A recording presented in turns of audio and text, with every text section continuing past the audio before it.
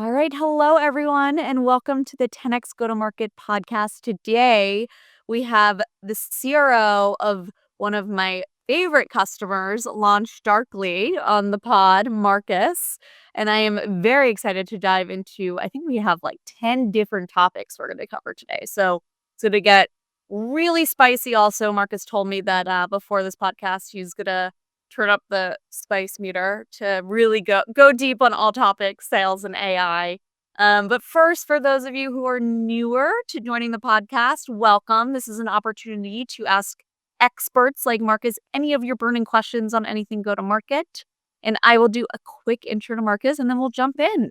So Marcus, as I mentioned, currently serves as the CRO of LaunchDarkly. Lots of different roles in tech sales and go-to-market leadership, positions at Cisco and Cloudera, where he built the go-to-market functions from scratch at startups like Kinetica. He is current when Marcus is not globetrotting and enjoying time with his colleagues and customers. He can often be found shuttling his 4 kids to endless youth sports games or gawking over nice cars. I like this in the intro, Marcus. So I am very excited to talk about all things dev tools, go to market, AI, advice to sellers. So Marcus, welcome. Thank you for being here. Anything I missed in your intro? That was a pretty solid intro, Alexa. I think you hit all the high points for sure. Awesome. Well, maybe starting out. So you've had a lot of different roles in sales and IC and leadership at lots of different companies. There's a consistent theme of the data and dev tool space. What drew you to this type of selling? Yeah, great question. I mean, look, if I reflect all the way back to high school, working at Super Target in the electronics department, schlepping TVs and cameras and PlayStations, I always had an affinity for consumer electronics. And so then when I was in college to fund my way through, I did door-to-door sales, and there was a lot of home security systems and home automation tools to kind of think nests before nests. So we would do like carbon monoxide detectors, smoke detectors. It was all hooked up as this IoT-centric thing. And so when I graduated college, I wanted to get into enterprise B2B sales, and given that affinity for technology, I was intrigued to understand some of the B2B applications of technology. And so oftentimes when we start our careers, it's sort of incidental. There was a gentleman in a community basketball league who was an executive at Cisco Systems, and he said, "Hey, we just acquired this company, Title Software. We're creating this automation business unit. So even though we're an infrastructure company, we want to figure out orchestration and sort of infrastructure provisioning. So you work a lot with developers and really technical IT buyers." And I thought to myself, well, I'm a marketing major slash salesperson, and they tell me opposites attract. So what's the exact opposite of what I am? It's developers and tech buyers. So lo and behold, here I am. It sounds like it was very linear, very intentional, as many people are going into tech in the early days. So another interesting thing is you've done both the founder-led sales to hired sales motion in a startup, and you also did bigger companies and building sales motions there. So tell me a little bit, how do you compare and contrast those two experiences? And, what's the milestones that you've seen work in each? Yeah, they certainly present, I think, unique opportunities, right? So if I reflect on sort of the founder-led sales opportunities, early stage stuff like Kinetica and Heptio Yeah. and Forder was another example of that, versus professional operators. Like when I was at Cloudera, Tom Riley had come in for founders Mike Olson and Amra Wadala to become CEO and sort of prepping for IPO readiness. And then here at LaunchDarkly, I was preceded by 6 months by Dan Rogers, who came in as a scale-out professional operator to help out the founders, John and Edith. And so I would say founder-led tends to, of course, often be the earlier stages for sure, because they're trying to figure out what is the A/B messaging that lands well with customers, what sort of our product positioning and pricing strategy. They're involved in a lot of those early prospect meetings. So I loved riding sidecar with founders, and we were trying to figure out like, hey, relative to your existing ecosystem, here's where we hear recurring challenges from our customers, and like, here's our solve for those. And so you test your hypotheses with enough prospects, then you start to build out a repeatable motion where you feel like you're getting a high enough conversion rate from first call to second call, and then the third call, and you're closing deals. And then over time, your goal is to help the founder become more of a reserved resource for top opportunities, but you're trying to build a scalable GTM machine where other AEs can now learn from that defined playbook that you as the early sales leader and or founder collaborated around. And then I would say with professional operators or CEOs who come in later stage, it's a bit different. They tend to have more of a focus around driving efficiency, driving repeatability, defining the strategy. How do we get alignment cross-functionally? Often happens sort of mid to late stage pre-IPO companies because you're trying to get to a world where you can IPO or have a strategic exit via large acquisition. And that requires a lot of sort of systems thinking of like, what's the data we're going to collect? How do we visualize it? And then as you define sort of your equivalent to KPIs or MBOs or OKRs, take your pick, sort of the buzzword bingo, setting goals. You want to have those recurring weekly, monthly checkpoints to make sure that you're tracking well in those different functional areas, which will ultimately lead to a scalable outcome. And so I would just say that's some of the main distinctions I've observed in working with both early stage companies where the founders are leading it and you're trying to fight for oxygen and like prove we've got a there and like, let's take the world on by storm. And then the professional CEOs like, hey, we've got a there, we've got product market fit. Now you have to figure out how we scale this thing from 10 to 100 to 500 million. And that requires sometimes a different skill set and focus. It's interesting that you're able to do both. Most people thrive in one or the other, and you've had all the experiences. So kudos to you there. I'd be curious, changing gears a little. So you're whether you're at a big company, small company, you mentioned in one of our prep conversations that sales reps, when choosing where they work, they should optimize for who they work for versus the paycheck or maybe the OTE. Um, how do you make sure that you're the type of leader that can, attract those types of people that will choose working for you over maybe the highest paycheck? Um, and maybe like how could you coach other managers to do stuff like that? I think it certainly puts a lot of pressure on you as a leader to over time develop a reputation and track record of being able to recruit well and be focused on onboarding experience and ramp times and honing the skills that ultimately make sales reps successful. So if they feel like you're a leader who is fairly programmatic, that you lead by example, that you understand sort of the systems and tools necessary for them to find and progress and close deals, I think that's probably the generic answer is like, it just takes time. Like it takes time to develop a reputation.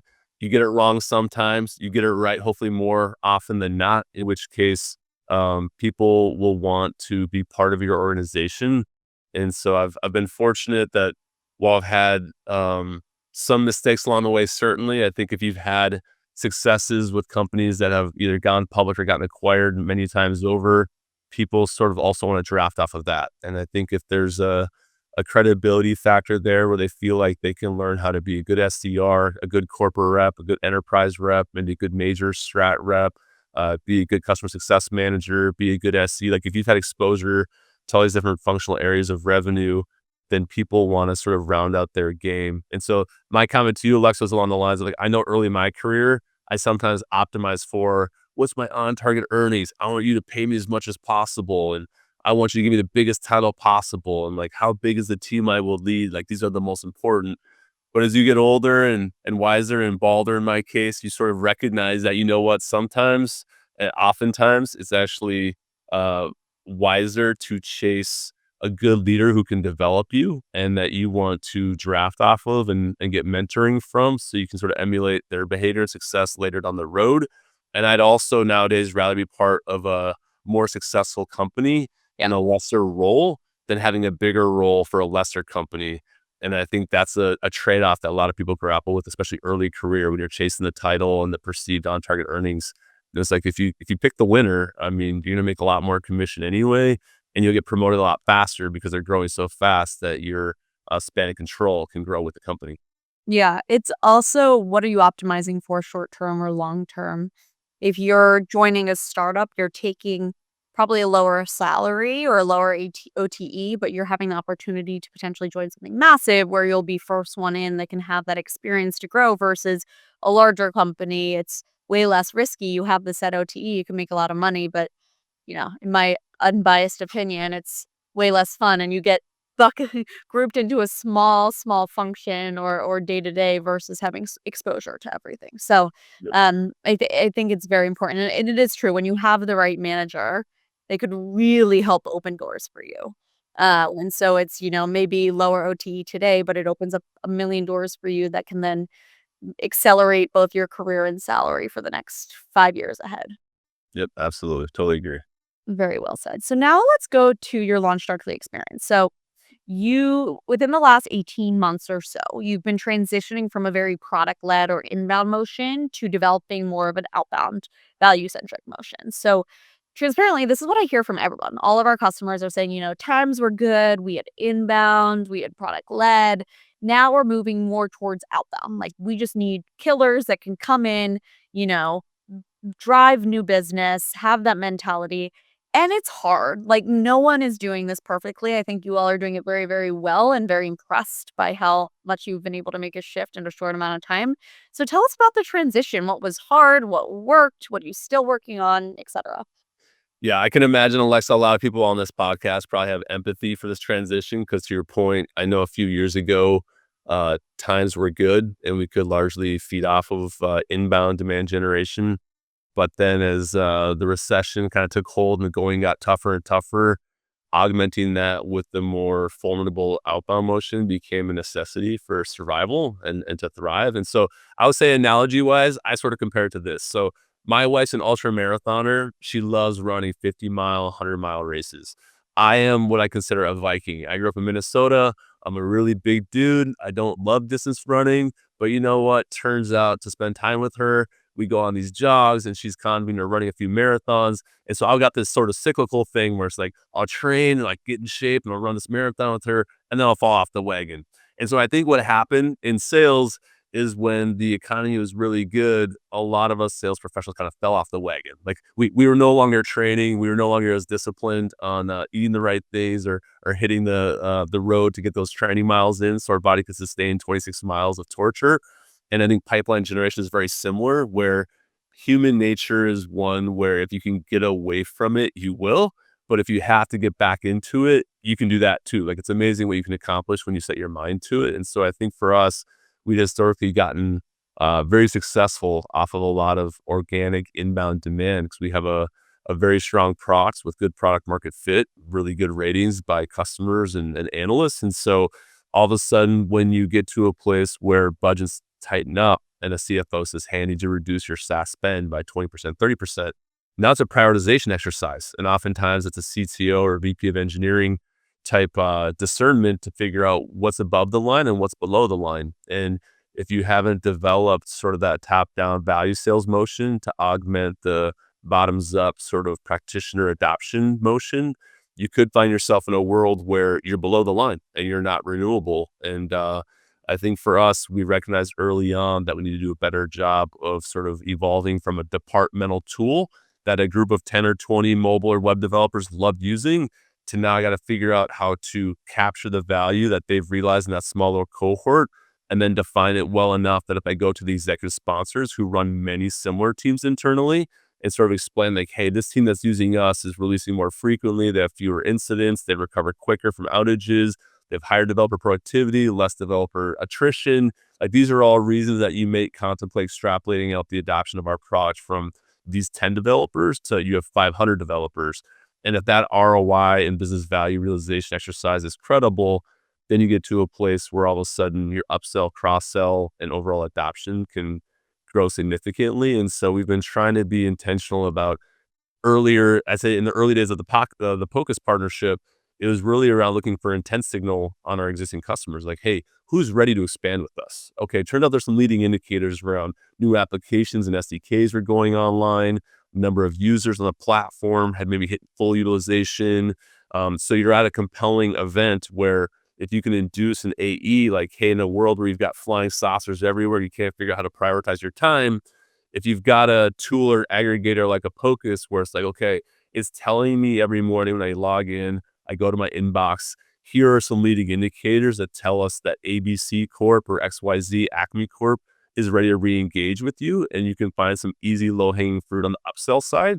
That's awesome. And that's where we started. And then once you sort of develop a holistic strategy for how you can drive adoption and penetration with your install base, now you naturally want to figure out, how do I now accelerate the new logo velocity machine, which requires a lot of external data sources. And so we've relied heavily on your team to help us collect and aggregate those data points around uh, articles that are written, podcasts that are out there, different data enrichment tools that I know your team uses to scrape, where I can get a prompt of like, hey, Marcus, turns out ABC Corp in your territory just had an outage which hit the news.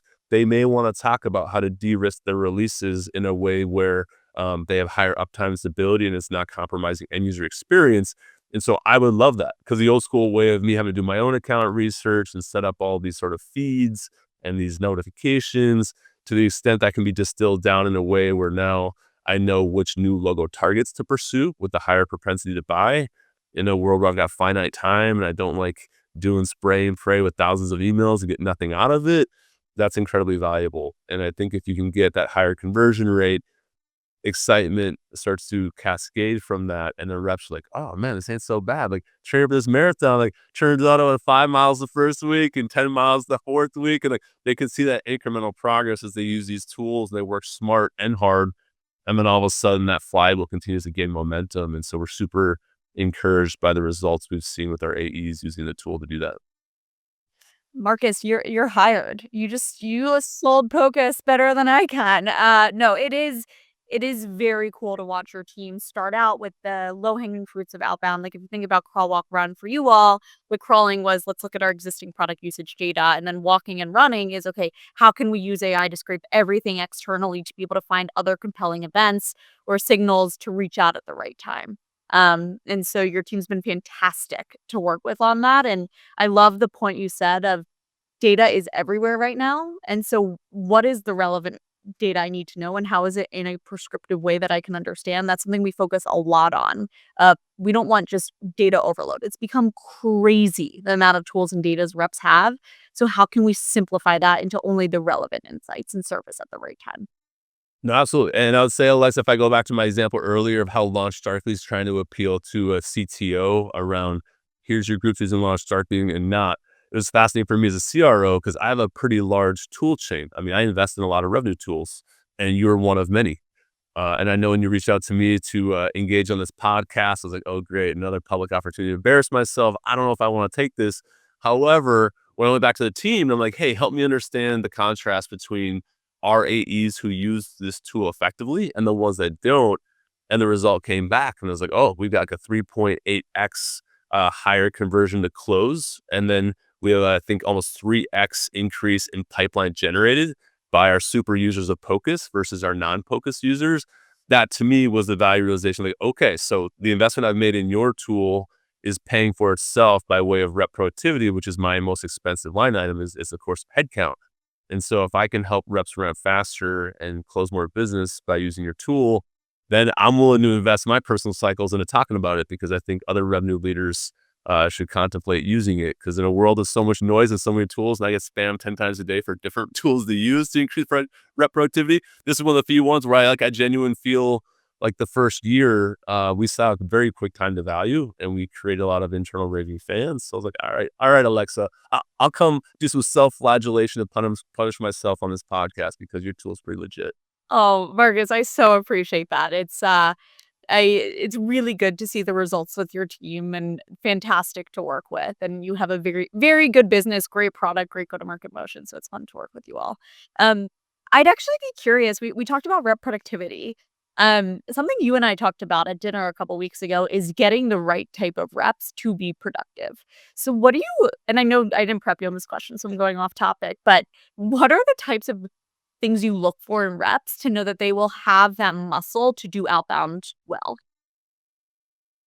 So a few things. I mean, for outbound specifically, you're looking for the grit, the drive, the willingness to do the things that very few people want to do. And so in their backgrounds, you're looking for, what did you spend 10,000 hours getting really good at? Were you a musician? Were you an athlete? Did you build something that's incredible? Do you have a side hustle that's taken on a life of its own? And so if they show that stick-to-itiveness, I know that they'll be willing to persist when the going gets tough in the PG gauntlet, because it's not typically a part of the job. People bounce out and be like, I can't wait to pay 100 people today and get told no 98% of the time. Like, human nature's, you're afraid to fail. And so frankly, when I can find people who aren't afraid to fail and they're not embarrassed when they get rejected, and they can kind of make a game out of it, and they're resilient and gritty, and they're super motivated and they're goal oriented, because it begins with the why, right? So if you're sort of a command of the message, value selling shop, you talk a lot about the three whys, like why buy, why now, why launch darkly. And so similar for when I'm interviewing a candidate to figure out, do they have the outbound prowess, I want to understand, like, why would you do this job? Like, this is pretty torturous. Like, what are we working towards here? And it could be like, hey, I want to get engaged. I need to buy a ring. Turns out those aren't cheap. Or like, I need to get a car, or I need a house, or I want a boat. And so I think if you can sort of tap into the inner why of their self motivation, then all of a sudden you've got the fuel for doing a really gritty, grindy, dirty part of the job. And if they're good at that, then of course you're looking for other attributes that would sort of reinforce, are they intelligent enough and have the right technical aptitude that they could go toe to toe with the developer or director of engineering or a CTO and sort of explain high level business value, as well as like low level speeds and feeds, depending on sort of the altitude you're flying. And so I'd say, of course, the skills and attributes evolve depending on what stage of the customer engagement process we're talking about. But if we're talking about outbound, like first and foremost, like service with a smile, man. They just gotta smile and dial and be willing to just get shot down lots of times, and they don't care. It's so true, and the fact that you talked about running marathons, like it was chill, no big deal, like, just, I run a marathon and then I stop, then I run a marathon, just shows you're a seller. Like, the people that have put themselves through the hard work, there's also, I believe, a correlation between marathon runners and sellers.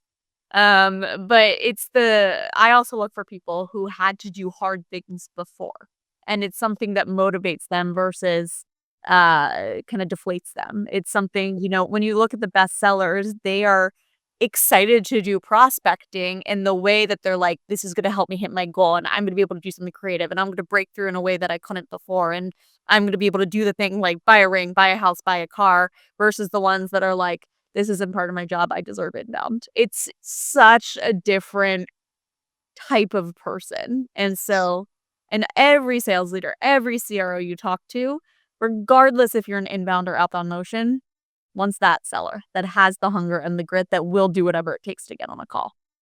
Absolutely. Yeah. And I think as you consume a lot of the podcasts and the books, and I read a lot of biographies, if you study greatness, irrespective if it's in tech, out of tech, because if I look at like the Tony Robbins interviews, or like you've got Tim Ferriss, like some of these podcasts where it's like they interview people who are world renowned for what they do. And the commonality is they're not afraid to fail, they dust themselves off. And to get truly good at something, including outbound, you got to have that attitude of just like, you know what? It's just a job. I can do this, and to the extent that I can become successful in it, great. I can make some good money, have a lot of fun, create memories, make friends. If I don't, if it doesn't work out, like, it's okay. Like, just keep trying, just keep trying. And I think that stick-to-itiveness is within a minority of people, so you have to work really hard to find the ones that can rise above. And something you said is a lot of people are scared to fail. I also think the best people are not scared to fail. I mean, everyone's scared to fail, but in a way, they're able to just say, this might work, it might not work, and it's an experiment I'm worth trying, or it's something I'm worth getting no if by the 10th time I can get a yes. As long as you can view it as a learning experience. I think for those who can view every single rejection or failure as a learning experience and they don't repeat it over and over, then you can be very successful. But I think there are some people where you just watch them walk into the buzzsaw over and over. You're like, I'm pretty sure you made that same mistake on 7 calls in a row. And we have talked about this 4 times. So that's where you get a little bit more concerned. But generally, the peak performers, they take those learnings, they apply it to future application, and they get better from it. This is a lot for any ICAEs on the call. Lots of good learnings here. I'd actually, you mentioned you read a lot of biographies, podcasts. Any good ones you'd recommend to others? So I mentioned the Tim Ferriss episodes are fascinating to me. Rogan's got some fascinating interviews, certainly revenue builders, just in terms of what we do. Of course, McMahon, the legend himself, has a lot of great guests that I've drafted off of to learn about how you build go to market and how you hire and how you ramp and achieve the productivity metrics. I also, I mean, call me cheesy, but like the Schwarzenegger videos, like that guy's story of being an immigrant in Austria, where bodybuilding is completely irrelevant. No one knew what it was. It's like, I'm gonna become a bodybuilder, and he's like, I'm gonna become a movie star in the U.S., even though I have the complete wrong body composition for it. And people told me there's no way because my accent's terrible. And then I'm gonna be a governor of California, even though I know nothing about politics. Like anytime I meet someone like that, who or like you sort of read the biography, like, man, your conviction and your drive was so compelling that despite all the naysayers telling you there's no shot you can be successful, you basically told them, watch and learn. And I think one of my favorite quotes from, he's got this motivational video on YouTube I've watched, I don't know how many times, Alexa, probably 20 plus. But he's like, when I was in the gym, I was smiling as I was pumping these heavy weights. And most all my peers were cringing and like grimacing in pain of like, oh, why am I doing these repetitions? And so the reporter asked him, like, why are you smiling when you're lifting these super heavy, painful weights? He's like, because I have a goal. Like, I want to be Mr. Universe. And I'm smiling because I know that what I'm doing right now gets me closer to my eventual goal. So it's not miserable for me. This is like actualization of my dream. And he carried that sort of attitude throughout his career. And so for me, who sort of started as an SDR and like a door-to-door sales guy in residential neighborhoods, I was like, man, I would love to be, sort of a CRO someday. And so you grit through a lot of pain to get there. But if you keep your eyes on the prize, like the end outcome, it makes it the joy in the journey makes it a lot more enjoyable. It's grit and resilience go a much longer way than any other specific skill in my opinion. And maybe we'll end on rapid fire. For listeners who are early in their careers, what's one daily habit you recommend that they develop now? I think we just touched on it. I think readers are leaders. So I know today audio is more popular than classic old school books that you actually physically read. I think either is totally fine, but you have to be consuming content all the time. So I'd say being a student of the game, finding books and podcasts that you can consume every day to get your mind right, to suit up for it, because it's a hard job that we do. Very high stress with a lot of volatility. There's a lot of psychological warfare that goes on.